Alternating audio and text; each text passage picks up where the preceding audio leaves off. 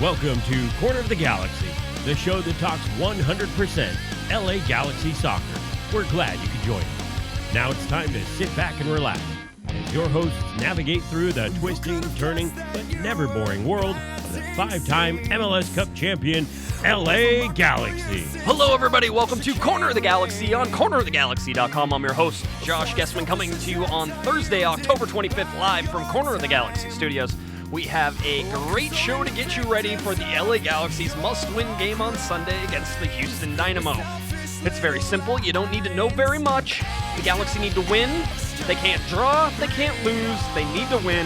That's how all of this works. So we have a great show lined up for you. You're going to go through a bunch of wacky, crazy options of who the LA Galaxy could possibly play if they get by Houston.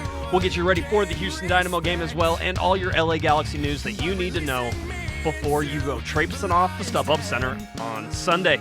To help me do that, he's back 2 weeks in a row, new world record.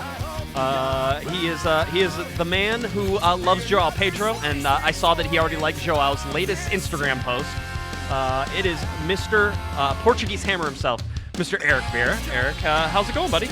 It's going great. I didn't think I was going to start with the love for Joao already, but, Forza Joao, if you're listening, I got your back. He's in Greece living his best life. The hashtags tell a deeper story, so, go find yourself a Joao on Instagram.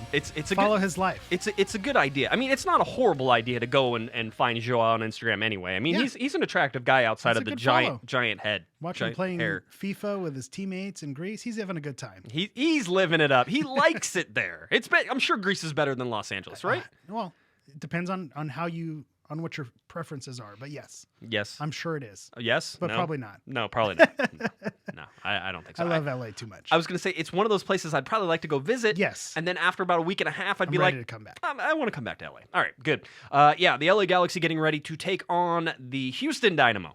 We'll get into the depths of that game and just a smirk. Just how crazy it is. Just listening. Yeah. You say Houston Dynamo, must-win game. You think happy thoughts, but we have been in this situation before. There's a reason why this long 33-game MLS season has come down to this final game, and it's not because the Galaxy have put away teams they're supposed to put away. I was going to say San Jose, Minnesota, DC United at the time. Yeah, at the time. Wayne Rooney list DC United. Just before Wayne Rooney. Yep. It was BWR. Before Wayne Rooney, I really had to think about that. Not a thing? It is. It'll be marked down in history. They'll teach it in colleges, BWR, before Wayne Rooney came to MLS. That's how it goes. By the way, we shout out to the people in the chat room already. Andy says that it's 4 a.m. Swedish time, which I imagine he is in the Swedish land. Yeah, you know what? I know that Sweden has picked up some of our podcasts. I should have learned Swedish. That's my fault. We made it this far. I didn't learn my greeting. That's on me. My mistake. I was going to say, every once in a while we get quoted in Swedish, and it's kind of scary for us because I'm like, I have no idea what they're saying about us. It's Swedish, Josh Guesman, and Eric Vieira, Swedish. And it's like, I'm sure it's all good things. Obviously, they see us. We're sexy people. This is how it works. It's good. So, good morning, Sweden. Good morning, Sweden. They're already on their Friday. Yeah, that's true. I deal with some people overseas, and I'm always jealous because we usually call them. It's Scotland time, and we always call them about 4 p.m. and it's 8 a.m. here, and I'm always like, but you guys are done. You're done for the day. That should work. Anyway, LA Galaxy have a fairly calm week ahead of this. Basically, came back from Minnesota after that game on Sunday. They chartered a flight out to Minnesota. I believe they chartered back, so they were able to get back in a fairly easy time. No major stresses there. And of course, with Zlatan Ibrahimovic. Oh, good. This is we're learning more about Sweden as we go. But with Zlatan Ibrahimovic playing 90 minutes on turf, you wanted to give him as much recuperation time as possible. I wouldn't be surprised if they chartered a jet that had like a giant bed in the back for Zlatan to be able to get his rest. One of those recovery chambers where they put over your legs. I'm sure he's in one of those on the flight back. But yeah, that tells you how important. Obviously, we're down to our last 3 must-win games in a row. It seems like. So of course they're going to charter the plane out. That showed how serious they're taking. They took that game. Yeah, and maybe they needed to, and maybe that they don't expect to have to charter very much in the playoffs. No. I don't know what they're thinking. That's more me putting it on them than anything else. No, but it's all good. By the way, Andy in Sweden says you guys are quoted in the newspaper Expressen every week. Oh, well, that's nice. Good. That's good. So if we go to Sweden, are we popular? I feel like I think it was Conan O'Brien was huge in Finland. Right. So it's one of those things. So I So feel if like we go to Sweden, I feel if we go we should do a Swedish tour. maybe we'll go do a podcast live from I'm in. Sweden. I'm all in. Could we save us? We're saving a room with you. Let's just Andy, we're coming. We're coming to visit. Maybe we get like the Swedish tourism board There you to go. sponsor us. Going, I don't know. This has all gone crazy and off the rails Wishful already. thinking. We're 6 minutes into the podcast, Of course, sideways. That's what happens when you give me 2 weeks in a row. Yeah, absolutely. Again, I'm supposed to get my rest. It's like playing on turf. A week on, a week off. I was going to say, that's how it is. But with Zlatan Ibrahimovic going 90 minutes, you wanted full recovery. It's certainly, a question of how fresh he will be against Houston. Granted, it's on the nice, cushy field at StubHub Center. That's always good. He gets to be at home this entire time. He gets to have his recovery and his trainer. Remember, he has his own, physical therapy guy who travels with him, who Zlatan, I believe, pays himself. I don't think the LA Galaxy actually pay that. So I think Zlatan pays himself just for this guy to come around and work on his Zlatan. And let me tell you, that's a worthwhile investment. When you talk about the injury that he has had and how the peak physical condition that he needs to be in, it's an investment, and he's treating his body like a business, and rightfully so. But I will say, if we're worried about recovery and if we're worried about if Zlatan's going to be healthy, if he's healthy enough to floss on the James Corden show, then I think he's going to be healthy enough to play. I was wondering if you were going to bring that up. Yeah. So he looked happy. He looked good. We want Zlatan in good spirits like this. You do. He's You do. doing the TV circuits, having fun. A happy Zlatan is a good Zlatan on the field. Who was the woman he was on with? Do you remember? It's escaping me off. I'll let you look for it. That's interesting. Beautiful blonde actress on James Corden. And hey, Zlatan's flossing. I paid no attention to anyone else on that screen. It just shows you what you're focused on. It makes sense. I mean, I am who I am. That's right. It's Zlatan. You're going to pay attention to the man. That's how it works. Especially with Zlatan, he's a larger than life character. I didn't even know James Corden was on that show. That was one of those. Whatever. That's true. No, so that's it is. No, I think that the mindset going in here is that all the Galaxy players are extremely confident. All the Galaxy players feel like they figured something out. All the Galaxy players that are playing on the field, who are in the starting lineup, all feel like they are pointed in the right direction and doing the correct thing. I'll say this though. You look at Dominic Kinnear in the lineup that he's been trotting out, there's not a lot of variability in these lineups. So, I mean, if you are Houston, you know exactly who is starting and exactly where they're going to be. Not that I think that matters for Houston. I don't think they're that good of a team. But there's something to the fact that there haven't been a lot of subs. There hasn't been any sort of, giving guys rest or anything like that. And so you have guys who have been sprinting towards the playoffs now, trying to get in a position. And now these tired bodies, after they've gone to Minnesota and wrestled around on the turf for a while, they come out of there. They played the game before that outside of Rolf Felcher, who was suspended for yellow cards before that. But otherwise, for the last all the wins the Galaxy have had, and even for the game against SKC, you look at that and you say, 10 out of the 11 were the same. It's the same guys, Yes. and eventually that catches up to you, Eric. Because people are gonna figure out your tendencies. The one thing that I will say to that point is they don't have a spark off the bench. When they're subbing guys off, it's because they're tired or because there's a change in tactics. And so that is the scary thing, because I think back to when we used to have Alan Gordon on our bench. If we felt like we needed something, we could bring Alan Gordon in and maybe he'll get one off the back of his knee and make weird things happen and get a goal. I don't know who that guy is, given the starting lineup that we have. I don't know who the spark is that you bring. And so the rumblings that we have heard and we've heard all year long is, Alvarez. Yeah. Do we keep him on the bench? Would he be a spark? He could be, but I don't think Dom is going to mess with, if he hasn't done it in the first 33, he's not going to do it in the 34th. Although I'm not opposed to it, I don't think we'll see it, but we are missing the magic to happen, because it could be Emma, but he's been starting.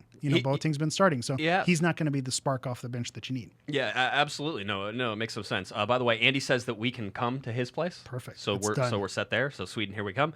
And also, it's Rosamund Pike was on the show with James Corden and Zlatan Ibrahimovic. I have no idea who that is. Really? What is? I would like to say that I know exactly what she is, but I always feel like I confuse actresses for where they're supposed to go, and so I'll say something. So. And we're recording live. Yeah, exactly. All right. So we'll move on. Yeah. We'll move on. I'm going to say something stupid, and everybody's going, you good, Josh? You're a moron. Yeah. You guys already know that. So the Galaxy need help off the bench. That's right. Well, the Galaxy could get some help off the bench. I know where you're going with this, Josh. Are you happy about where I'm going with it, or are you nervous? It's one of those. It is what it is. I'm not happy. I'm not sad. I mean, these are our options. The LA Galaxy reported today that Giovani dos Santos is back to full training. Dominic Kinnear told reporters today that Giovani dos Santos took part in his first full training session, that's how you say it. He says if all goes well, Gio could be in the 18 on Sunday. I saw the reaction everybody had on Twitter. I saw that everybody was, for some reason, greatly concerned about the LA Galaxy all of a sudden. And Eric, I will tell you something that is almost a foregone conclusion. Giovani dos Santos ain't starting no game. Yeah, coming off an injury and not be training with the team until this week, it would be foolish to put him in a starting spot. So if people are worried about him starting, I think those can stop. No. And when you talk about players coming off the bench, I just finished saying that we don't have a spark. Say what you will about Giovani dos Santos. Does he provide a spark? If we get the Gio that was promised, I feel like this is Game of Thrones, the prince that was promised. If we get the Gio that was promised and, he steps up and is motivated and, starts chipping goalies and making things happen, maybe he could be a spark. He has the potential to be a spark. Has he shown that this season? No. Right. But does he have the potential to be? And what are our other options? Is Ari Lassiter the other option? That's been the only offensive sub is Ari Lassiter. Mm-hmm. So if you're already saying, Ari Lassiter is, or that Giovani dos Santos isn't as good as Ari Lassiter this year, then I smack you. And I say, no, come on, stop. I mean, Ari's not a game changer. He's not going to do anything. So he may get a lucky chance. He may get a lucky strike. I keep waiting for him to develop. He might cause havoc. Running it. Again, we're yet to see it happen, but does he have the potential to do it? Sure. So, have we seen it? What does the evidence show us?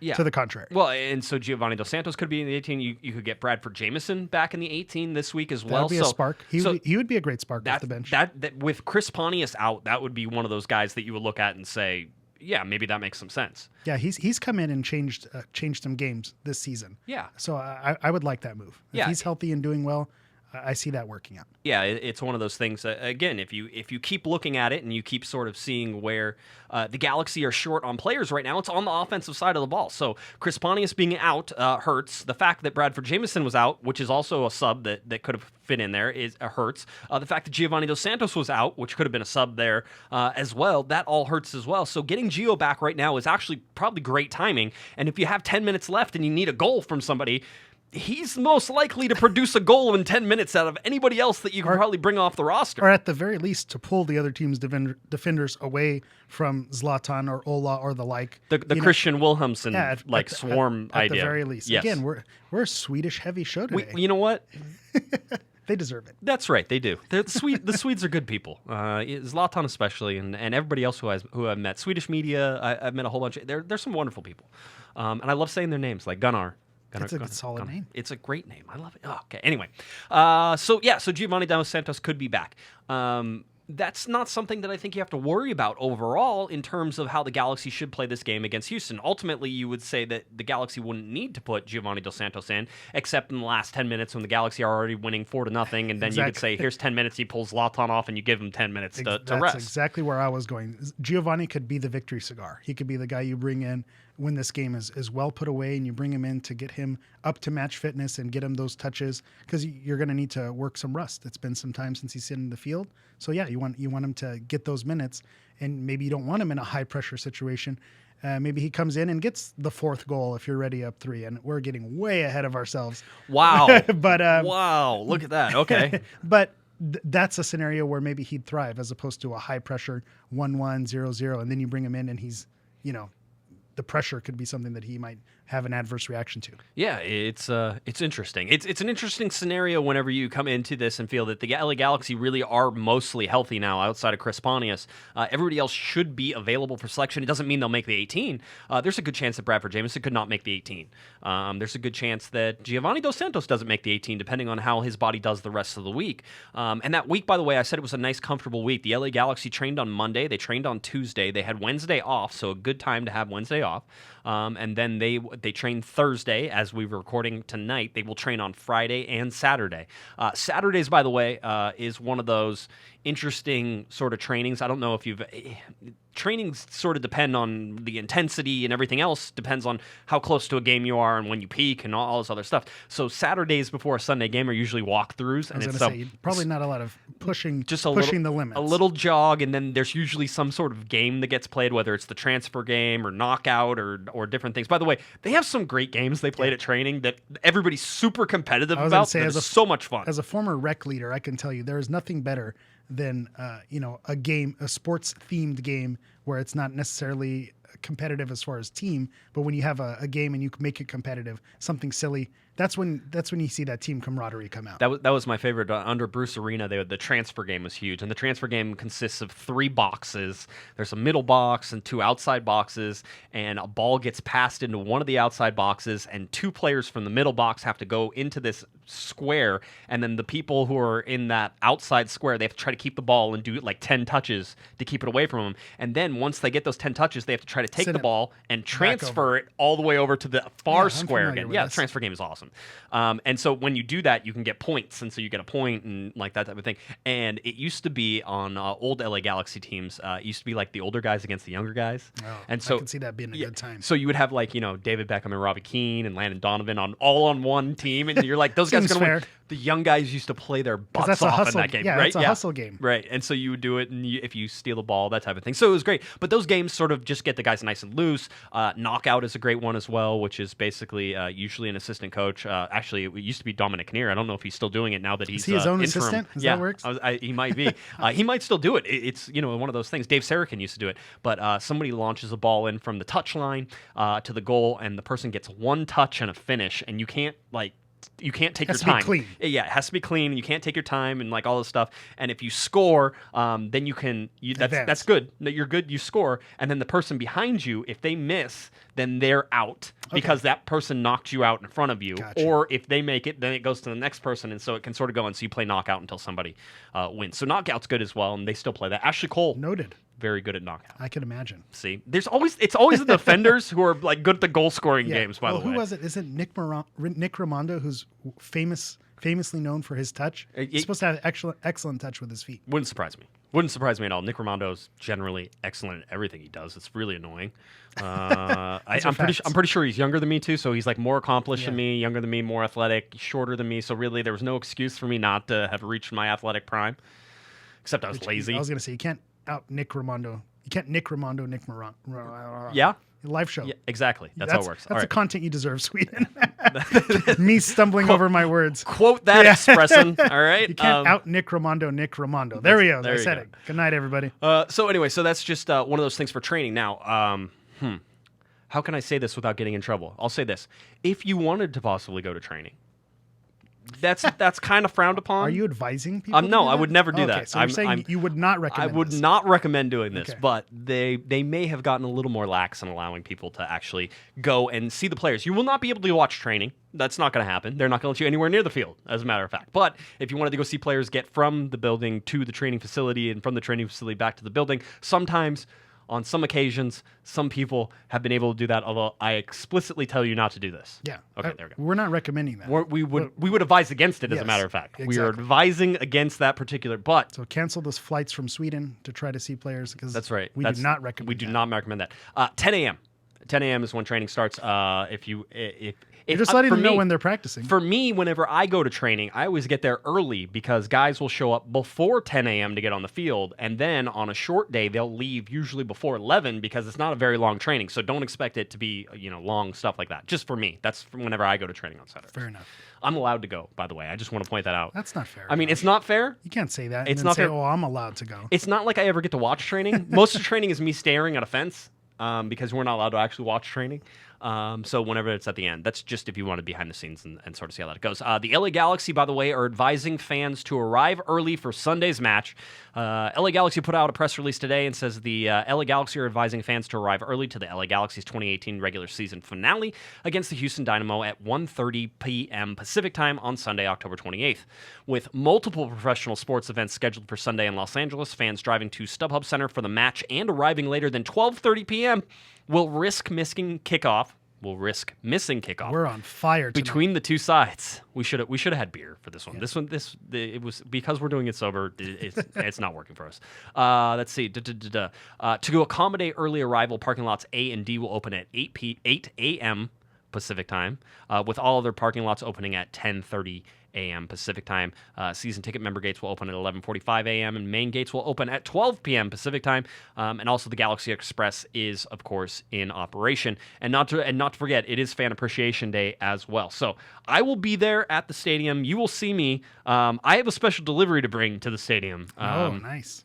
Yes, it's gonna get a little sad, because the studio is gonna get a little bit less crowded in here, Eric. But I'm going to be delivering the wooden spoon back to the supporters, Angel City Brigade, and we'll see how that all goes. Am I allowed to touch it? Is this bad form? It's only. I was gonna say, is this one of those things like you're not allowed to touch the trophy before you win it? Yeah, but we've already won it. We've earned it. Yeah, there you go. San Jose, this is coming to you with love.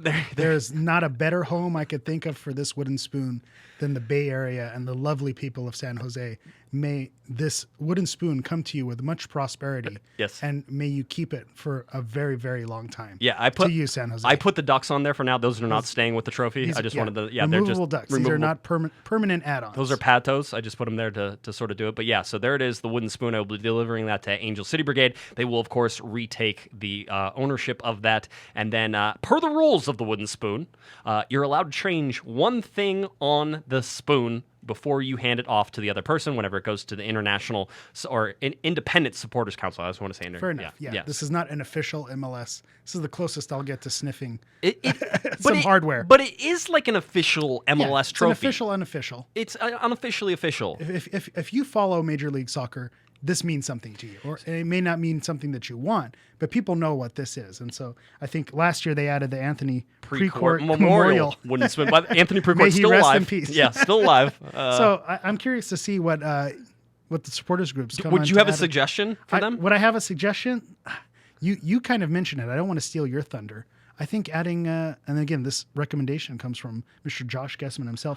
Just so you know, I did not officially recommend this. I said this is something I think somebody would do. I think okay, it's going to San Jose, so I think a sticker of a Smurf would be a nice addition. Yeah, I would second that. Yeah, again, not something nice, not something engraved, just one of those dollar spot glittery stickers. Just throw a little Smurf on there. Yeah. Let them know this is coming to you and it's staying with you all of next year. Everybody on the podcast who's not seeing Eric holding up the trophy and great pod. Yeah, I know. Good stuff. It is wooden. It is a wooden trophy made out of basically it looks like plywood around some. This is a Home Depot craft. Yeah. This is something you take your kids to Home Depot on a Sunday morning and they say, okay, we're going to let you, hit a few nails into a few boards. Here's some wood glue. Yeah. Go at it. That's what it looks like. It's not symmetrical. Yeah. It's not plumb up and down. It's a little tilted in some areas, and it's not. It's very uneven. So if you want to see it, you go on to our YouTube channel and you can see it. Eric has been displaying it very nice, Vanna White style. Absolutely, you can put it down. Paid the medium bucks. Yeah, you can put it down now. You're done. So anyway, so the wooden spoon will be going back, and of course, if you want to go and take a picture with a wooden spoon and say goodbye to it, you're more than welcome to do that. Let's see, the gates. The game is at 1:30. The gates for me will open at 11:30. I will probably be there around 10:45. I will also have stickers. I will have some other stuff. So if you see me, say hi, and I'm sure I'll have some stuff to give away. Otherwise, we'll see everybody at halftime at the bottom of the press box stairs, the top of section 108. If you want to come say hi. Did they have a plaque there yet? The Corner of the Galaxy official meetup spot? They should. All the security guards know whenever we come down. They're like, there they are. They're ready for you. So that'll do. We'll meet you there as well, and I'll try to give away all the stuff that I bring with me. I have no idea. I have so much quote unquote junk in here that I'm sure I can give some stuff away. So we'll see you there for that particular thing. But kudos to you to giving the listeners something that, always appreciated. So that is very cool to meet up with Josh and the COG family, get some stickers, see the wooden spoon. So yeah, it should be a lot of fun. And going back to getting to the stadium early Sunday, and we talked about it on the other podcast I'm on, Guys in Shorts Sports Los Angeles, if you're not listening to that. Sunday is just going to be a crazy day. The Kings are playing, the Rams are playing, the Clippers are playing, the Dodgers are playing. Hopefully the Dodgers are playing, barring some really bad scenarios over the next couple days. So traffic in LA will be very, very difficult. But I think even if those teams weren't playing, it's the last game of the season. playoffs are on the line, you're going to see a large crowd at StubHub, regardless of the other things in LA. That just elevates it to a different level. Yeah. It should be. It's going to be a very interesting day. I mean, overall, the whole day is just. It's Larry Morgan texted me and said, as a sports journalist, you very rarely get to cover games that actually mean something. And he goes, so he's pumped up about Sunday because he's like, this game means something. Like, you actually get to cover something that has a repercussion, immediate repercussion that you'll know. There are emotions tied to what's going to happen. Not only will you know if the LA Galaxy make it to the playoffs based upon whether they win, and remember, it's a win because if they were to draw with Houston, they would finish tied on points with Real Salt Lake, and they would lose the tiebreaker because it's number of wins, and RSL has one more win than the LA Galaxy do. So they can't advance with a draw. That's why a draw doesn't work. Yes, they would be tied with RSL, but RSL, who's not playing this weekend, holds the tiebreaker. They hold the tiebreaker over them. I mean, there was another scenario that if Portland lost twice, and the Galaxy would have a tiebreaker over Portland if the Galaxy won twice. But we're not there anymore. We're past that. We're past that. And if you're Real Salt Lake, do you watch the game as a team? Or is that that's a team building thing? Yeah, you do. You get your hearts ripped out. You probably wear Houston Dynamo hats, just covered in orange. Yes, top to bottom. Yeah, I'm sure there might even be an actual broadcast camera looking at them the whole whenever the Galaxy score. Like they do with when they announce teams for the NCAA tournament. They have the camera on the whole team in the locker room. Yeah. Yeah, I wouldn't want that camera if I'm RSL. Yeah, so yeah, it would be interesting to see how the whole thing was. So it's the LA Galaxy. It's an interesting game, and there's so many outcomes, and by the end of this game, you're going to be able to know whether or not you can. Who you're going to play. I mean, because I have some scenarios. I know. Well, let's go there. Hold on. Just wait. I want to give everybody the decision day coming up on Sunday is that there are 11 games, 22 teams playing. Again, there's 23 teams in the league. RSL's not playing, so 22 teams are playing all at the same time. Everybody kicks off at 1:30 p.m. You want to know why it was on Sunday? It's because they wanted it to be on Sunday, and they wanted all the teams to kick off at the exact same time, and that's exactly what's going to happen. So no matter what time zone these games are being kicked off at, it all kicks off at 1:30 p.m. Pacific time. And 2:30 Mountain Time, 2:30, 4:30 East Coast time. Yes, very good. Sweden. Check in. What time is that? What time is 1:30 Pacific time? I don't know. Is that 8 hours? They're probably 9 hours. 4 hours? 4 hours when you started at 7. Let's do the math here. 5 plus 4, 9 hours. 9 hours? Okay. 9 hours ahead, though. Yes. So 9:30 p.m. Pacific time. Well, 9:30 p.m. Swedish time. Okay. Don't they do it in military time, though? So isn't that 11? No, it's 21. No. Oh, yeah, you're right. Sorry. 20. I'm thinking ahead. Is it 21? I'm thinking 9 and 12 is 21. God, the math on this. This is not a good show. I can tell already. 21:30. 21:30 in Swedish time. Go for it. Okay, there we go. So that's what it'll be. So all 22 teams playing. The LA Galaxy have no idea who they're going to play right now. It is a possibility of 4 teams. There are 4 teams. The LA Galaxy could play. Now, here's the thing we know. 9:30 p.m. Stockholm time. Good job. Nailed Look it. at you, Andy, coming in a clutch. Anyway, so there's 4 teams that could possibly be it. The guarantee is that the LA Galaxy will absolutely, if they win, be the 6th seed. Yes. We know that. That is not changing regardless. It doesn't matter what I won't say happens. regardless of the outcome, but they need to win. But if they win, they're 6th place. There's no other scenario where they don't get 6th if they win. Yeah.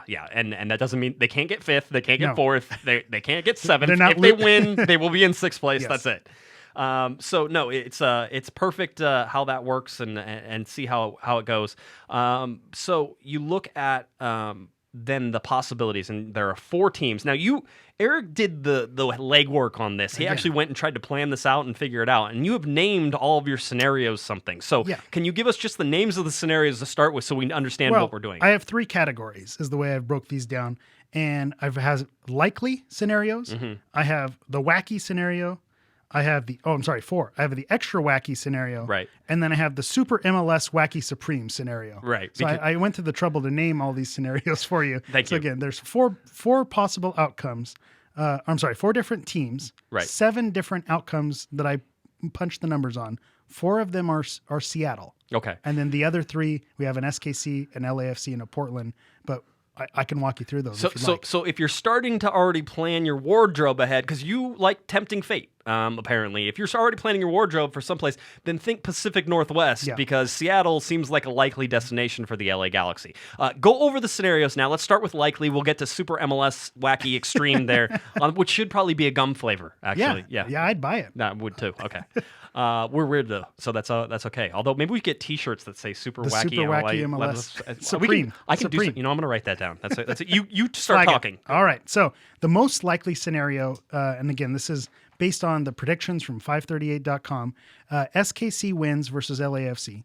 Dallas wins versus Colorado. Seattle wins versus San Jose, and then Vancouver wins or draws versus Portland, even though Portland might win it. Again, the way the scenarios look on 538 has Vancouver either winning or drawing. So if that's the scenario, Sporting Kansas City finishes at the top of the West, 62 points.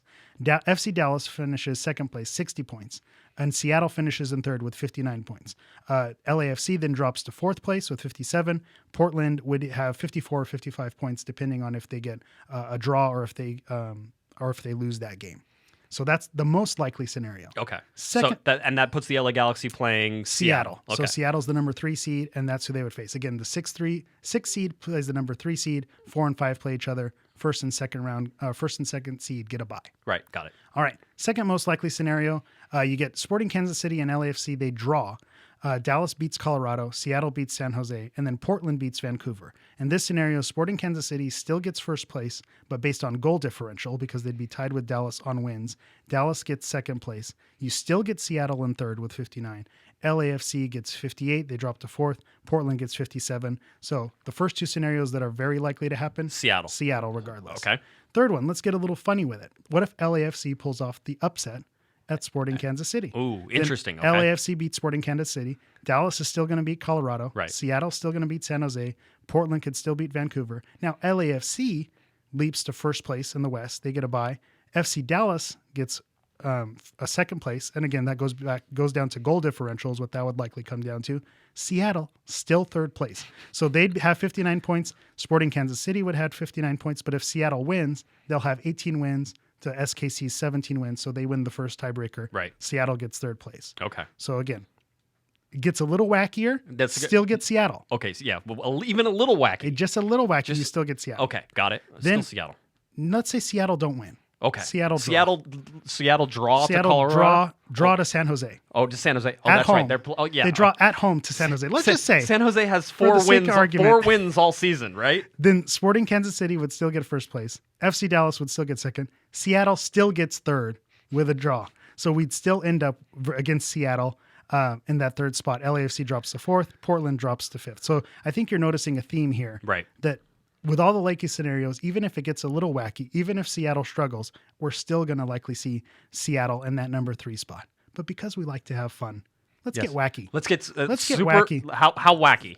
We're just going to get wacky. Just a little wacky. Wacky original recipe. Okay, wacky original recipe. So okay. Sporting Kansas City wins. Dallas wins. Seattle loses. What? San Jose goes. The wooden spoon's on the line. They're inspired. Right. They want to beat a playoff team. They've already clinched the wooden spoon. They can't. It doesn't matter what they do in this last game. But they own the wooden spoon. They win the wooden spoon with pride. Okay. And again, this is the scenario you're rooting for. You're rooting for San Jose to beat Seattle, because if that's the case, Sporting Kansas City finishes first, 62 points. Right. FC Dallas finishes second, 60 points. And LAFC finishes third. Oh, and that's the matchup. So if LAFC finishes third, the LA Galaxy would play LAFC at the Bank of California Stadium either on October 31st or November 1st. They haven't worked those out yet. And you, by the way, people are asking in the chat room if we know whether or not, and we should know by the time I leave the stadium on Sunday night or Sunday afternoon. They'll have that sorted out. They should have it sorted out, and we'll be able to tell you which day the Galaxy play and who they go. But that was just wacky. And wacky is legal now in California, so that's a good thing. Yes. With the other results, Seattle and Portland, they're interchangeable. They're 4 or 5. It really doesn't matter. Okay. So that if you want LAFC, you need SKC winning. You know, a little wacky. You need Dallas winning, and you need San Jose winning. Okay, good. So tricky. Okay, yes, a lot of things if you want LAFC. You ready for extra wacky? I am ready for extra wacky MLS. Wacky? Extra wacky. Oh, just extra wacky. Okay, so just like, a little, like it's extra crispy? It's left in the deep fryer a little bit longer. Gotcha. There's some Cajun seasonings on there. It's just extra wacky. Right. You know, you have Good. regular wacky, you kick it up a little bit. All right, good. All right, so this is LAFC win versus Sporting Kansas City. So away at Sporting Kansas City, they somehow win. Dallas still beats Colorado.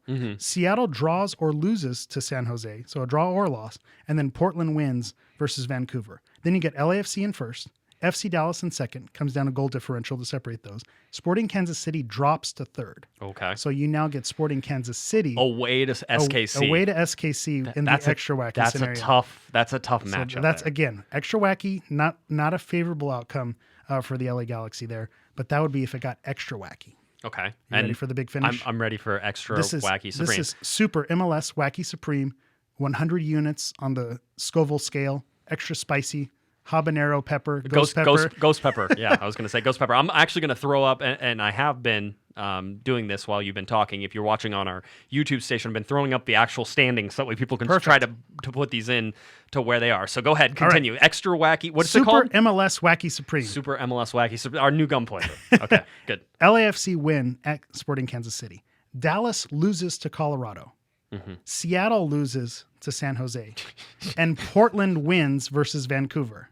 There's just so many in there. You're like, no. Exactly. This is why this is Super MLS Wacky Supreme. I gotcha. So okay. LAFC would then finish first with 60 points. Okay. SKC in second with 59.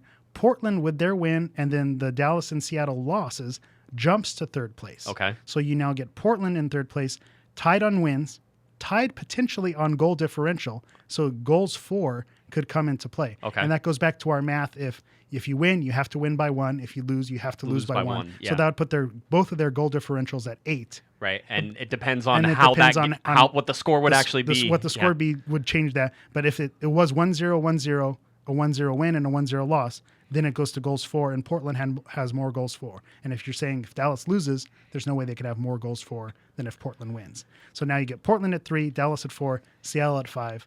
So that's the most unlikely super wacky MLS Supreme is Portland.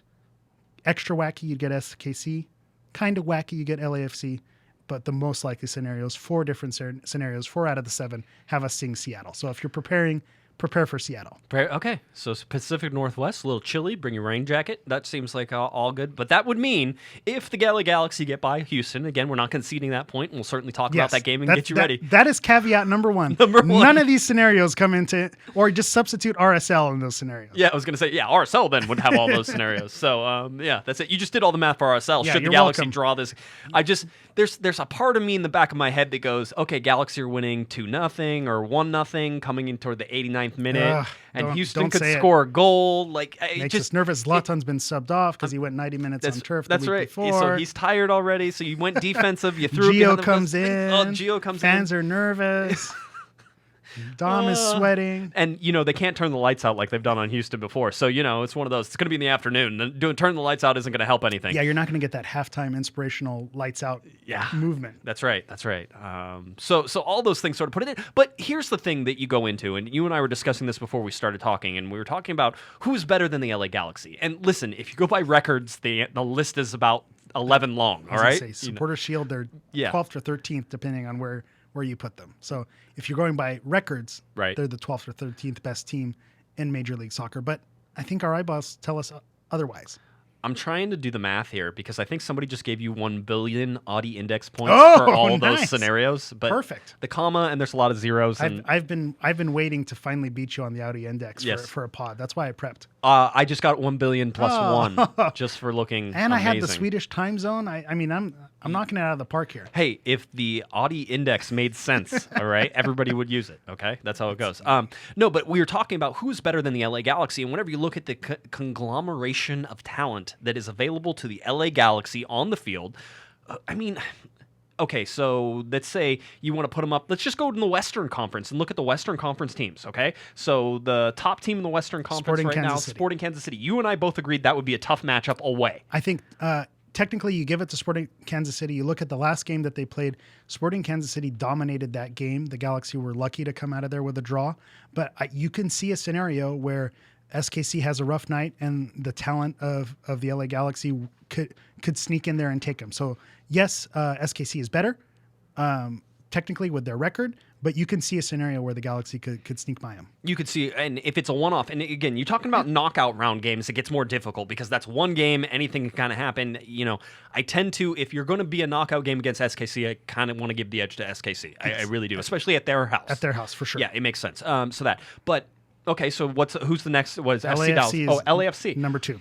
Okay, do you feel nervous about the LA Galaxy going up against LAFC? We've seen this movie before. In fact, you would say that's almost a preferred matchup because you know that the LA Galaxy currently reside in LAFC's head. They have an apartment there. They're not even renting. They bought. All right, they bought in Los Angeles. It's a solid investment. Yep, absolutely. So that's how it goes, and so you do the whole thing. I think LAFC really is one of those teams that the LA Galaxy could have a bunch of playoff success against. So if that scenario came down, and again, and I don't want to be foolish, and we don't want to say we're homers. LAFC has talent, but just the way that the LA Galaxy have played them, they have shown that they have their number. So it's again, we're not being homers here. We've seen it. We've seen how they've played against their team, and we know how the Galaxy can perform and how they get up for that game. Yeah.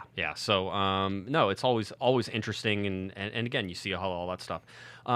So yeah, you look at how the Galaxy are going against LAFC. You feel confident. FC Dallas. Mm-hmm. FC Dallas doesn't scare me. Again, on paper, FC Dallas is supposed to be better, but we've gone away, and those have been the goal fests. Yes. Again, FC Dallas. So again, you know that the Galaxy could score goals on FC Dallas. So if the defense tightens up, this isn't the same defense that we saw when we faced them, I believe, in June and July. That's when we were letting in goals like crazy. So you say now the defense is playing a little bit better. We can still put goals in the back of the net. There's a scenario where we can beat Dallas. So far, 3 for 3, 3 scenarios where they're not blown out of the water. They're not blown out of the water. I mean, you could see a scenario where they go to SKC and get blown out of the water. They don't get the post. Yeah. They don't get the calls, and it's a possibility. But you can't say with 100% certainty that they'll be embarrassed. Yeah, absolutely. And that's throughout the Western Conference. I mean, even if you just go to Seattle, I think the Galaxy can match up well against Seattle. You saw them beat Seattle soundly.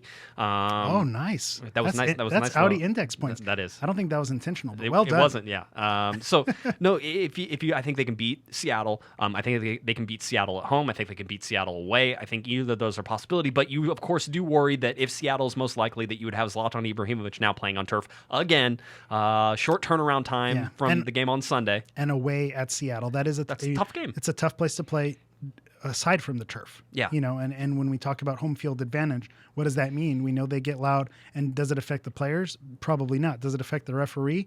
I think statistics have shown that does happen. Home teams do get more calls, and that's what you'd have to worry about. And I will say that I think Seattle is a dangerous team. I think that they're one of the hotter teams in the Western Conference. When they click together, they're good. So certainly 1,000,000,001 points for Josh. Thank you. So whenever they click, I mean, they're dangerous. I worry more about them than almost any other team. I think I think the Galaxy match up well against Portland. Mm-hmm. I think they have matched up well against Portland, so Portland doesn't scare me. I mean, so you're looking at all these playoff teams. Is there one we didn't talk about? No, we got them all. Those would be all the playoff teams because you can't play RSL.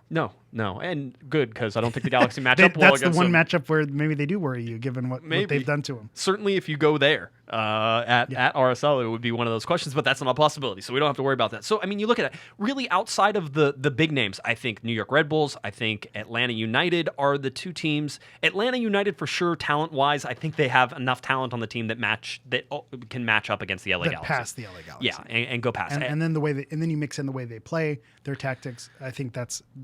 You don't feel comfortable going into that game. Now, before everybody thinks that I'm crazy, by the way, that I've been saying this for most of the year, that the LA Galaxy have more talent on the field than all these other teams, and it hasn't mattered, Eric. Yeah. It hasn't mattered at all. Again, Minnesota, DC, San Jose. We know how this works. Yeah, exactly. So, I mean, those are the things that you still have to keep in mind as you're looking at this. So, all those playoff scenarios, and by the way, you did excellent job on going through all that stuff. I'm sure people are going to be driving in their cars and being they're going to try, getting the abacus out and counting fingers, counting toes. It took me a little bit to get this information, but I felt compelled to work out all the scenarios. You got it, because Larry Morgan, not on Twitter, Larry Morgan was writing a notebook, and he goes, "Hey, can you give me all the possible playoff scenarios for the LA Galaxy?" And I'm like, "No." Well, there you go, Larry. I go, "It's like one of 4 teams, dude." I go, it could be anybody. And he's like, "Oh, okay." And after I explained it to him a little, he's like, "Oh, yeah, that's crazy." And I'm like, "Yeah, I'm not going to run through it." But Eric did a great job doing that. If the LA Galaxy win in advance, the LA Galaxy would either play Wednesday, October 31st, or Thursday, November 1st. They will play on the road. It doesn't matter where they go. They will be on on the road. If it's against LAFC, it would be a short trip. That's nice. If it's against Seattle, then going to the Pacific Northwest. Remember, game on Sunday, you'll basically train on Monday, and then on Tuesday you're traveling, and you're playing a game on Wednesday. And then that sets it up for the following Sunday, if the Galaxy somehow advance past a knockout round, after, of course, the caveat of that they beat Houston to get into the playoffs. I refuse to go past that. Yeah. If they get past that knockout game, then they would be playing on Sunday, November 4th, and then that game would be at StubHub Center. So I can tell you right now that on Sunday, November 4th, the Galaxy get past the knockout round, they would have a home game. Yeah, first leg goes to the lower seed. That's right. And then it would be Sunday, November 11th for the return leg of that, and I'm not going to go further than that right now. That's all you really need to know. That's what we need to worry about for now. Yeah, exactly. By the way, it would be Sunday, November 25th. And then I think Thursday, November 29th would be the conference finals. It gets late. It's because there's an international break in between November 11th and November 25th. Yeah, so that's UEFA Nations League time. Oh, good times. And then, of course, the 2018 MLS Cup is hosted on Saturday, December 8th at the highest seed. Is it highest seed? I always remember highest seed, because I always go. It's like whenever you ask somebody to turn up the air. Whenever you ask somebody to turn up the air conditioning, what does that mean? Does that mean you turn it down lower? Yeah, or you turn it lower. The numbers go lower. If by saying turn it up, the power increases. See, that's what. I'm with you. Okay, good. Index points. Index points. There we go. So anyway, so that's how that sits, and that's how it goes. I wanted to get to some quick. Just the playoff standings. You mentioned 538 before, and we've talked about them many times on the show already. But currently, the LA Galaxy's chance to get into the playoffs 56%. Real Salt Lake's 44%. If you notice, those equal 100% because one of those two teams is getting in. It's getting a lot cleaner now on 538. It is. By the way, the LA Galaxy have less than a 1% chance of winning the MLS Cup. I'd love to. Oh, excuse me. No, a 1% chance. It's exactly 1%.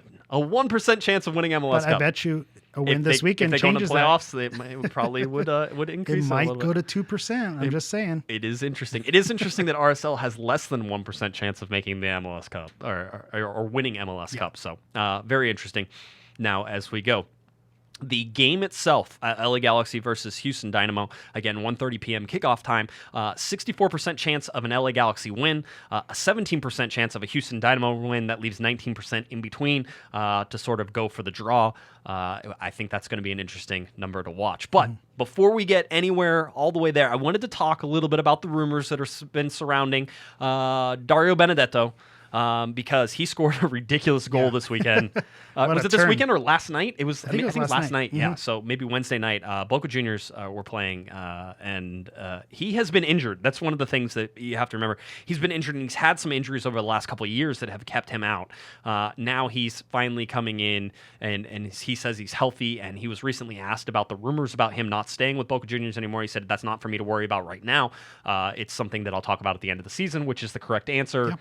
But also not the correct answer because that means it wasn't really a no. It means you want to talk about it. That means you want to talk about it, and it wasn't a no, right? Yes. So if the Galaxy are going after Benedetto, even with some of his recent injuries, he could probably light up MLS. Well, and I think when we talked about it last week, when the rumor, we said, well, they have Zlatan. Do you want to bring in another number 9? And then you see what he did on the ball, and he said, well, how do you turn that away? I mean, I was critical of Siggy for hinting that he didn't want Zlatan because he wanted to buff up his defense. And I said, well, if you have an opportunity to get Zlatan, you get Zlatan. Watching what Benedetto did, you say, well, if you have an opportunity to get that guy, you get that guy. And so that's the tricky thing is what formation do they play? How do you make it work? How do they all get minutes? But you see the talent that he has and the ability to turn on the ball like that. And the move and he then made. The shot. I mean, you want that guy on your team. There's no question that you try to make that happen if there's a possibility to make it happen. That poor defender. I don't know who it was, but he went one way and Benedetto went the other way, and then he struck the ball. There was no rotation on it, and it just perfect right into the side net. It was a pure strike, top of the 18. Just a really great thing. Zlatan Ibrahimovic, of course, is an amazing player. In fact, he's so amazing. Here is how amazing he is. I quoted this as Zlatan Ibrahimovic is an efficient machine. This was from Tom Bogert from MLSsoccer.com, who's a contributor there, put this together. Ibrahimovic has 22 goals and 10 assists in 26 games, or 2,053 minutes, which averages out to a goal or an assist every 64 minutes, or 1.40 times per 90. So as it stands, that's the highest goals plus assists per 90 in league history. That's ahead of Diego Serna in 2001 at 1.37 goals plus assists per 90, and ahead of Kobe Jones in 1998. Mr. LA Galaxy, Kobe Jones. Say, those are serious seasons. I think that was the Miami Fusion's Diego Serna, if I remember correctly. 2001. So yeah, it sounds about right. Could have been right. So and then Kobe Jones, 1998, at 1.35 goals plus assists per 90. So Zlatan Ibrahimovic doing something you have not seen in Major League Soccer. And let's back up there. Every 64 minutes, he has a goal or an assist. Yes. Drink that in. It doesn't take him a full game to get a goal or an assist. Which is how every once in a while he gets a goal and an assist because it happens on the same it has game. to. Right? Yeah, with the math, 1.5, 1.4, it's going to happen. He's going to get a goal and an assist, or 2 goals or 2 assists. Just the way you work out the math, he has to do it. And that's incredible. I mean, for someone, we talk about comeback player, the injury that he had, and for him to be able to do that. And what impresses me most are the assists. When he first came, we saw some of the struggles that he had with that first touch and getting his feet under him. But you look at that ball that he placed on Alessandrini's feet for that third Minnesota goal, and it was spectacular. So it's not only the finishes, it's the service that he's providing his teammates as well. Well, before we get to the Houston Dynamo game, I love how I keep teasing this. It's perfect, just dragging everybody right along. And by the way, Zlatan looked like a drunk giraffe whenever he showed up the first time, and now he looks like he's an actual drunk giraffe who could hit one from 40 yards out. That's what he looked like. Who continuously scores goals and has done something amazing. But before we get to that, the MLS Players Union released their second release, basically, of numbers that came out for the MLS players' salaries. This is our only way of finding out because MLS gives us absolutely zero information regarding salaries, and certainly not in a wide enough area to be able to actually analyze any of this stuff. So the MLS Players Union comes out, and they do, as I've been told many times, a fairly good job of releasing numbers, and the numbers are, as players and coaches and agents have told me, are fairly close to what they're actually getting paid. So whenever we look at this, we can actually take a different sort of view of the LA Galaxy and how they stand. Now, the first thing I want to highlight is the LA Galaxy and their spending.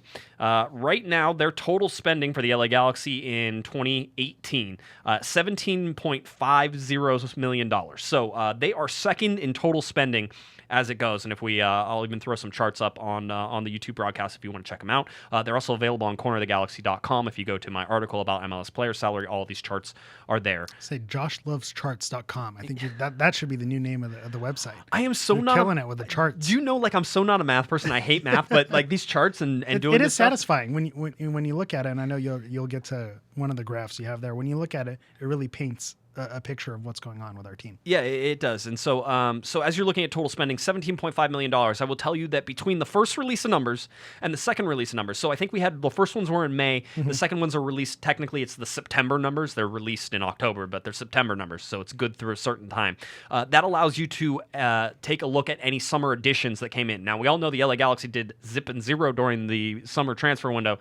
Nothing happened, except for one thing, which was Emer Clementa got released and Shannon Williams was brought in. Now, the overall change in guaranteed salary was a total of $5,000. Okay, and that didn't affect the 17.05. It's in the rounding there somewhere. Or 17.5 million. Yeah, so $17.5 million. It doesn't really change much at all. But as you look at it, again, Toronto FC spending the most in Major League Soccer at $26.5 million. LA Galaxy spending $17.5 million. Chicago Fire, $15.5 million. New York City FC, $14.8.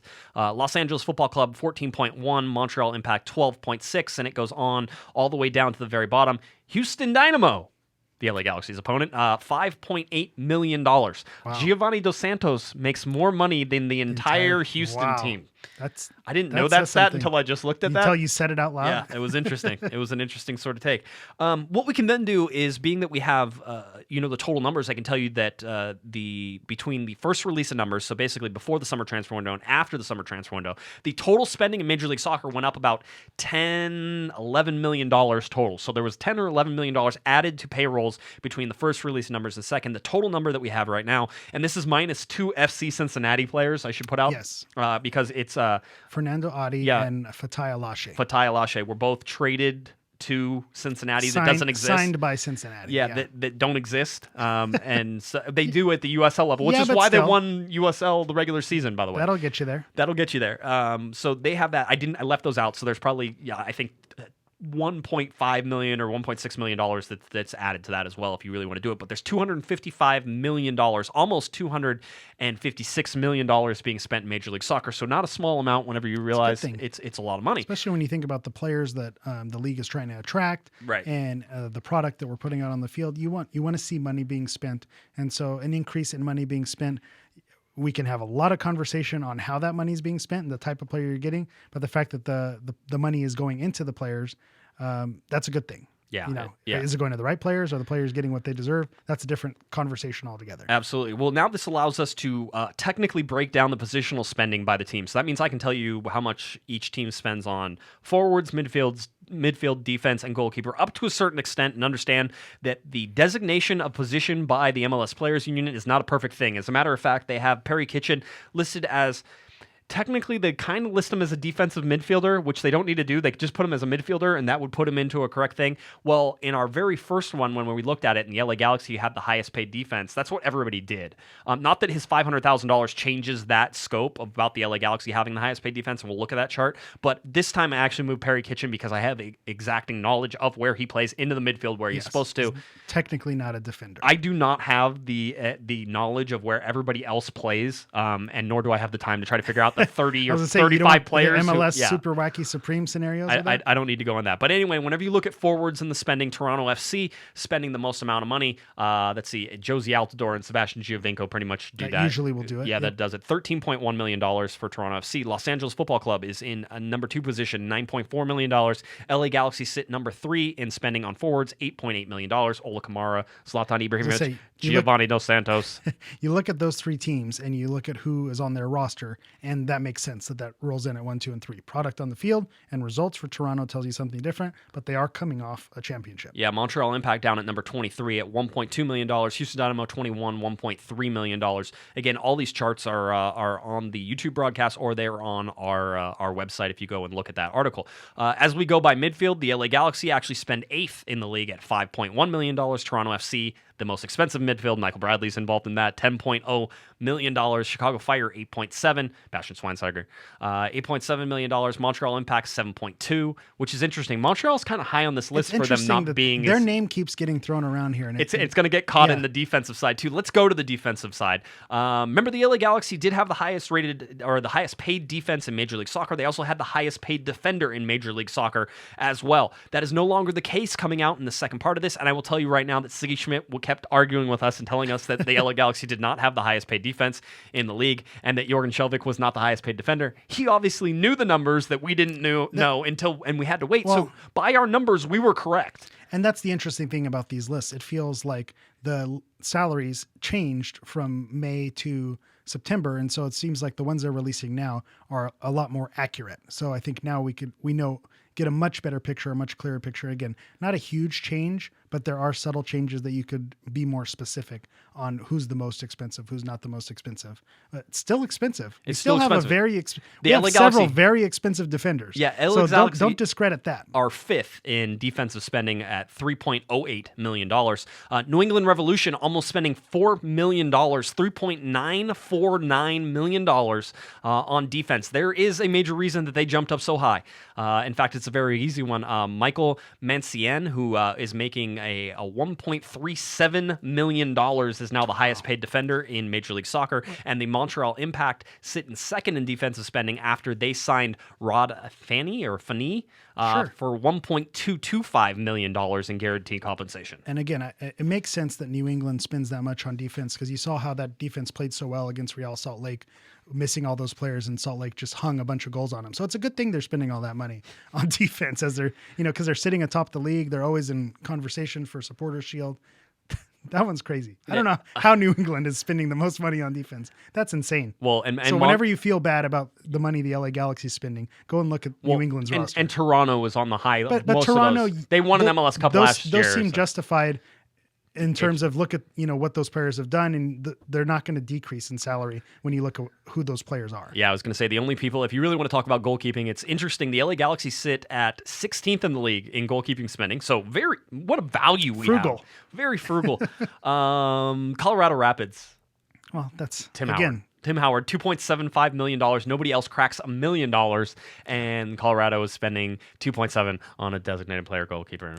You think Colorado could probably put one of those free kick dummies in the middle of goal and get similar results, finish similar place and position on the table? Well, here's the problem. Whenever you look at Colorado and just to sort of beat in on them, they are 18th in defensive spending, but they spend the most on goalkeepers. It's like, it doesn't matter who's back there. Yeah, you put the rest of the cones out. It's not a hockey net, all right? It's not like you can just get the big guy and he can stand there and block a whole bunch of stuff. Although I certainly think hockey goalers are great. I don't want people to get mad at me. I didn't mean Shrink the pads. Already how it is. That's how it is. All right, if we look at the LA Galaxy explicitly, we already told you they're paying about $17.5 million, but how does that break down per player? Well, I have a wonderful chart that you would love to see. Giovani dos Santos is the highest paid player on the LA Galaxy. None of that surprises you. He takes up 34% of the LA Galaxy's total and complete salary. Jonathan dos Santos takes up 11%, Roman Alessandrini 11%, Zlatan Ibrahimovic 9%, Shelvik 6%, Kamara 5%, Cole 4%, Siani 4%, and then you have a whole bunch of guys at 3%, 2%, 2%, and 1%, and then you get to guys who are actually 1%, less than 1%. All of those charts, everything can be found on. It's like Rhode Island, New Hampshire. They don't fit on the map, so you just kind of have to, imagine that they're there when you look at the map. Exactly. Of the United States. They're all there. I want to make sure I put every single person on there. The entire salary and the entire roster is accounted for on the chart. But again, it's a pie graph and those little sections at the end because Vom Steeg makes X number. Yeah. It doesn't matter. It's there. He has his sliver of the pie. It's just very small. All right. Obviously, Giovani dos Santos is the largest piece of that pie. Not that should be a surprise to anybody. And I think a fascinating thing about this chart is when you look at the players, and again, if you go to cornerofthegalaxy.com to see the chart, or if you're watching the live stream, the players with the lines coming off their chart, which means this piece isn't big enough for them to fit. Yeah. Those are a lot of players we're relying on. Yeah. For this late playoff. There's push. Pedro's in there too. He's Did you in see there. 1.1%? There he is, right there. Yeah, he's enjoying his time in He's Greece. a 1%er. You didn't know, did you?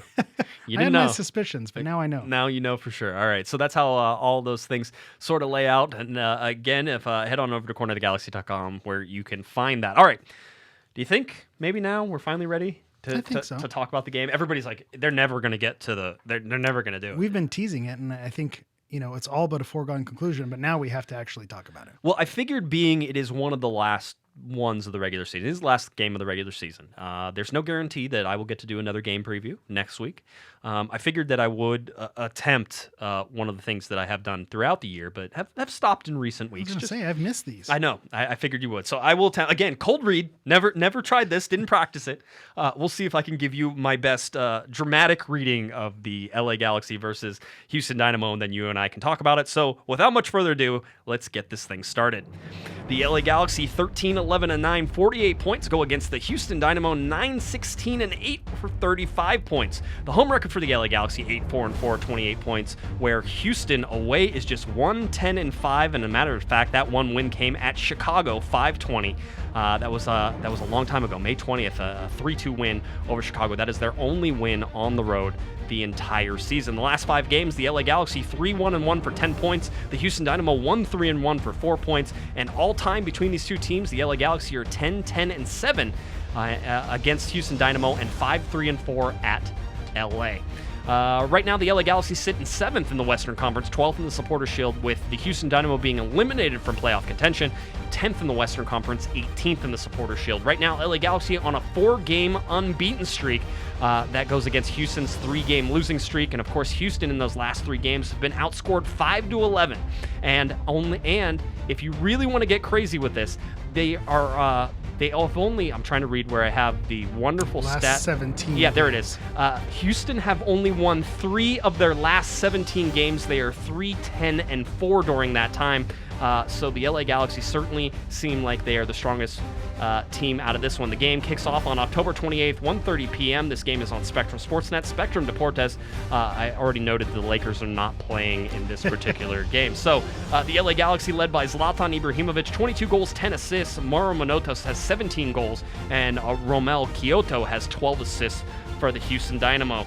David Bingham, 8 shutouts, 120 saves, 182 shots faced, going against probably Tyler Derrick, we think, as a replacement, and he has faced just 77 saves 7 saves and 14 shots faced outside of Joe Willis, who has been their goalkeeper as well. One of the big notes that we have, of course, AJ De La Garza back and healthy for the Houston Dynamo. I'm sure AJ would love to get a little revenge on the LA Galaxy for trading him, Eric, but that's what you have. The LA Galaxy, of course, going against the Houston Dynamo in a must-win game at StubHub Center on Sunday. All right.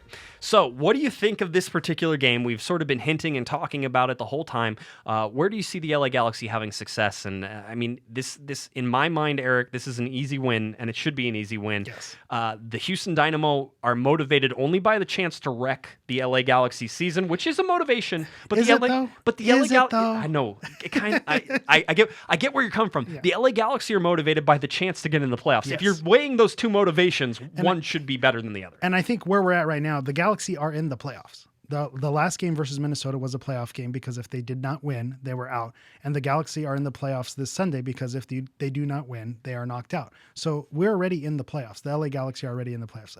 Do we say we're? I feel like I've switched over to that. I wasn't saying that before. I think that's a no-no. That's you. That's you. You do whatever you want. The LA Galaxy are already in the playoffs. And I think you look at the form, and you mentioned it, 11 goals in the last 3 games, 14 in the last 4, if you count those. That's a lot of goals. The LA Galaxy can score goals. And you saw against Minnesota, when they were motivated and they were hungry, they scored goals in bunches. And I think Houston, you say they can spoil the Galaxy season, but I just don't, it's not a natural rivalry. It's not a game where, these players are going to be looking, super motivated. Their season is done. I mean, looking at their lineups from the past few games, they're starting a backup goalkeeper. And that's Tyler why Derrick, why he has fewer saves, and the statistics weren't there. So I don't know that we're seeing a super motivated Houston team. So I think the LA Galaxy should win, and they should win big. I mean, this should be like a 3-4-0 game. But granted, I will give the caveat, going back, Minnesota, DC, San Jose, all these games were games where the Galaxy should have mopped the floor. Colorado, they should have mopped the floor with these teams, and those teams came in and gave the Galaxy fits. It's a much different situation now. Now you see them motivated. You see them clicking. They're playing well. I mean, it seems like everyone's happy and in good spirits. So I see the Galaxy winning and winning big. We do have to worry about Manautas. He's someone who scores goal for them. He's going to be dangerous. So maybe they'll sneak in a goal, but the Galaxy should definitely outscore them. If Houston gets goals, the Galaxy should have more goals. Did you talk about the Houston's last 3 wins being against San Jose?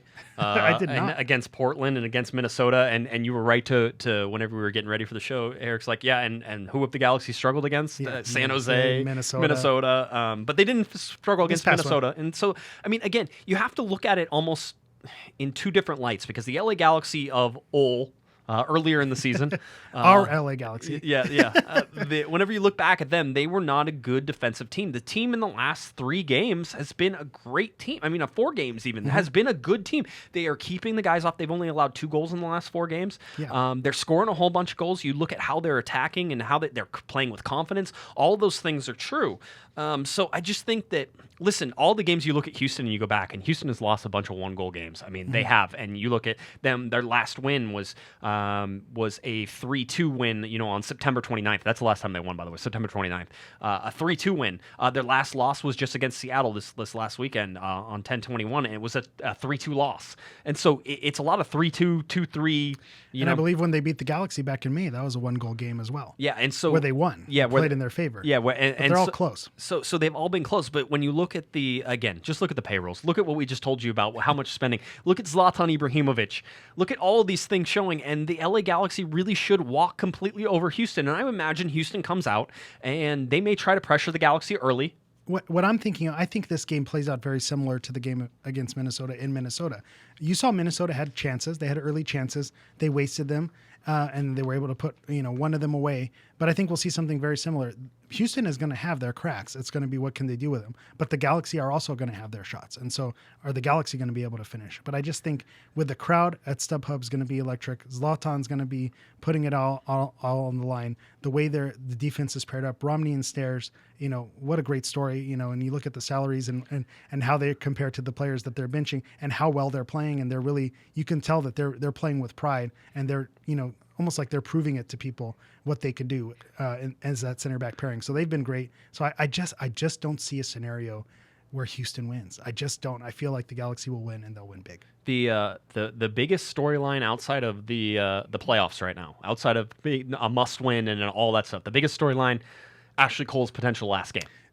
Also true. We didn't mention that. Yeah. No, and that's something I wanted to. Larry Morgan did a great job covering Ashley Cole and talking about it. I think his aunt and his uncle are flying in for the game. I mean, listen, this is a guy who says it's not over, and certainly if the LA Galaxy asked him back, I'm sure he would do it, but this is a chance for it to be over. I mean, this could be it. One ball slips in the net sideways off of somebody's noggin, and all of a sudden, the LA Galaxy aren't going to the playoffs, and Ashley Cole's done.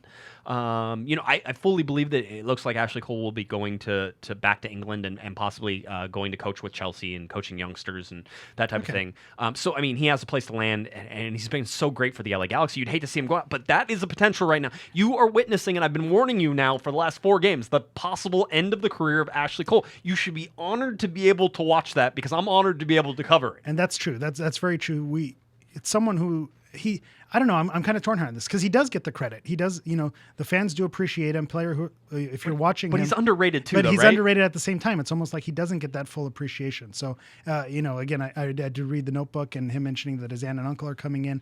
All signs are kind of pointing that he may know. So if he knows, then the team knows. And as the captain, if there's going to be any type of motivation, behind the scenes in the locker room, I'm sure that his teammates are keen on that and that they'll be playing for him as well if they're aware of that. If they know this is Ashley's last stand, then they're going to want to leave it all out there for him, for their captain. I mean, you would think. I mean, technically speaking, even though he has a contract, it could be Zlatan's last game as well. I mean, you don't know the future here. And I think if you believe that, if Zlatan is leaving and you know the type of person that Zlatan is, he wants to go out on a big note. So he's going to be playing for everything as well. So even if he knows he's going to take off, and who knows if you're going to believe any of those rumors or not. But if he knows, he's not going to want to go out losing. He wants to go out as the guy who shocked the world and took the LA Galaxy, who were dead in the water, to an MLS Cup. And took him to an MLS Cup, brought them back to life. I'll tell you again, I'll echo Mr. Larry Morgan's tweet to me, or actually, he didn't. He doesn't tweet. He doesn't tweet. He texted me, though. Larry's very good with the texting. So I think he would be good at Twitter, but I just don't want to unleash that animal. It's like you're sort of like... Let's give the people what they want, Larry. Yeah, it very well could. So you look at, as Larry said, it's not very often that you get to cover a game that has, real consequences for not winning. And, you get that in playoffs, but playoffs aren't always a given. But this is a game on the very last game of the season. This is the Galaxy played 33 games. Yes. It's a 34-game regular season. You're there. You have a chance now with one. You can throw away all the drop points. Throw away those things that don't matter because if you win, it doesn't matter. I will tell you, if they don't, then you go back to that. You'll pull those back up. Of course you will. But to Larry's point of a game that means something, even if you make it past that knockout round, then you get the first leg. But there's always the second leg. So that first leg, it's really up in the air. Nothing is really final after that first game if you get it at home. So this, yes, you're absolutely right. There's everything to play for here. There are huge consequences to not winning. So it's exciting. Chat room would also like me to point out that it could be Gio's last game. I think they're being awfully optimistic about some of that stuff. But we'll see. We'll certainly see. Then he has everything to prove and everything to play for as well. So if he comes on with 3 minutes left and the Galaxy need a goal in order it's going to be a tie game, he comes in, he's going to have to score. Gio could be the hero. Gio the hero. It could happen. I feel like we should make a bet if that happens. Like something...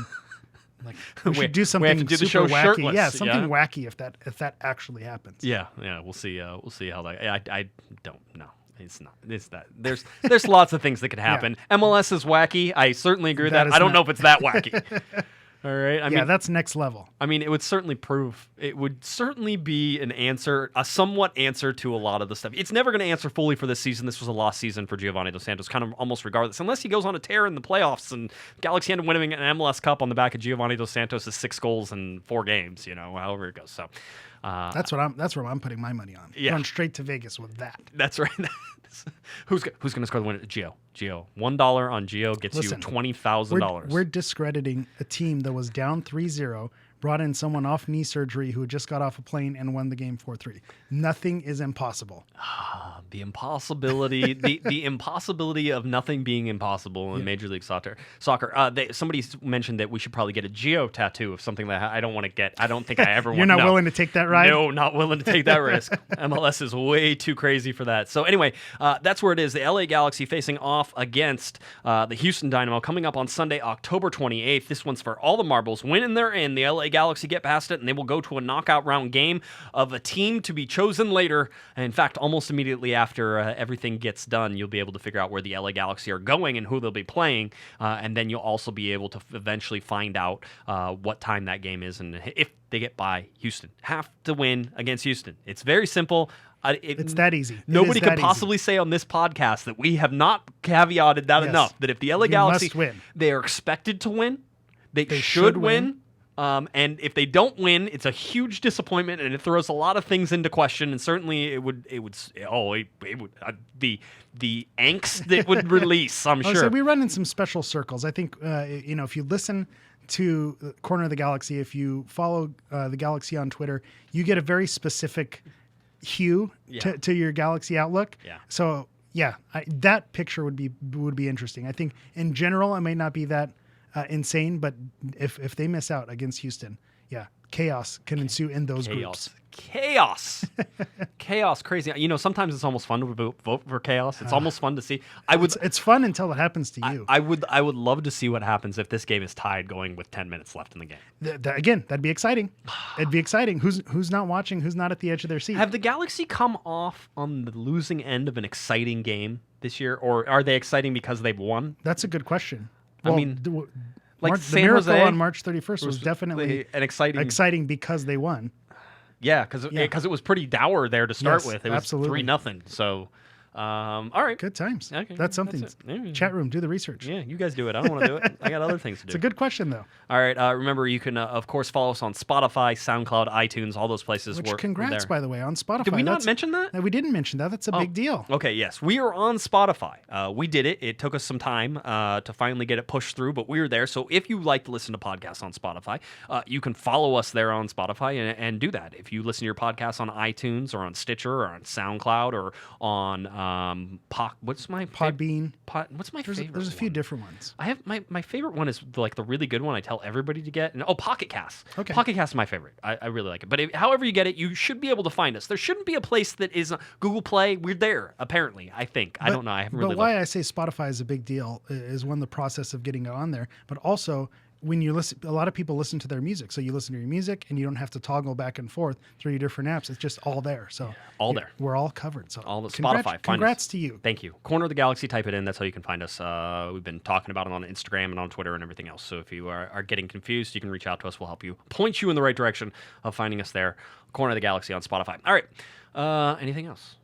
That's it. Win and we're in. Let's win and in. That's it for the LA Galaxy. That is absolutely that'll be the end of the regular season. Overall, if you look at the season standings from last year to this year, you have to say there's an improvement, just as we've been saying. But certainly, it took a stretch that was the last 5 or 6 games for them to come back into something that approaches an improvement. Yeah. Sometimes you have to hit rock bottom to realize how good you have it. And certainly most of that is Zlatan Ibrahimovic. And, if you take him off the team, it gets different. It gets way different, and it gets kind of weird, too. So it's all interesting. This offseason is going to be absolutely fascinating, but hopefully the offseason doesn't start after the game on Sunday. Hopefully the offseason starts after the LA Galaxy lift an MLS Cup in December, right? We'll cross that bridge when we get there. We'll do that. All right. Why don't you tell people where they can find you, and we'll get on out of here. You can find me on Twitter at GISHammer. You can also hear me on the Guys in Shorts Sports Los Angeles podcast. It's a great time to be an LA sports fan, so check us out at Guys in Shorts LA on Twitter and at Guys in Shorts Sports on Instagram. You can also listen to the Rams House because the Rams are undefeated, looking to go 8-0 this weekend, so you can listen to them at the Rams House on Twitter and wherever you find your podcasts. All right, thank you very much. If you're looking for me on Twitter, it's at Guesman, JGUESMAN, and of course at Galaxy Podcasts, where you can find us. Head on over to cornerofthegalaxy.com. You can get a scarf. We're still doing $5 off our scarf all the way through the end of October. Type in COG20 at the discount code.